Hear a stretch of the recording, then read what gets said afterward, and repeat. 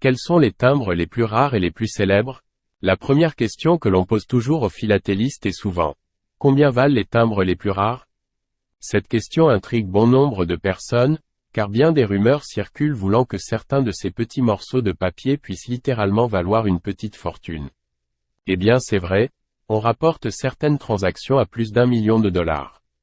Pourquoi certains timbres ont-ils tant de valeur? Eh bien chacun a sa petite histoire qui lui vaut sa célébrité. 1856 British Guiana, un 100 magenta. Depuis longtemps, il est reconnu comme la superstar des timbres rares. En 1856, alors que le stock de timbres de la Guyane était presque totalement épuisé, un imprimeur fut chargé d'imprimer des timbres provisoires d'urgence.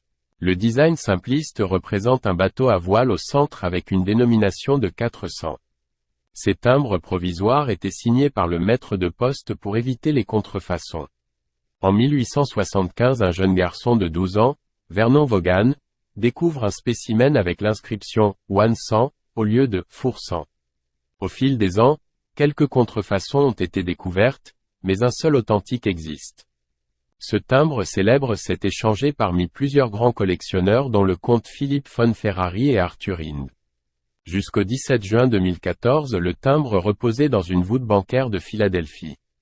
Le « 100 magenta » de Guinée britannique est pourtant devenu le timbre le plus cher du monde le 17 juin 2014 lors d'une vente aux enchères de Sotheby's à New York. Il a été acquis par un acheteur resté anonyme pour la somme de 9 500 000 $.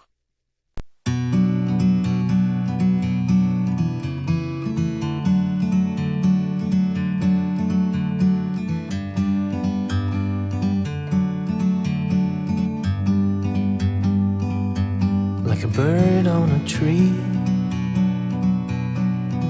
I'm just sitting here. I got time,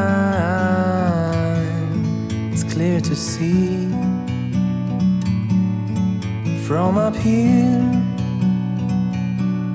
the world seems small. We can sit together. It's so beautiful, you and me.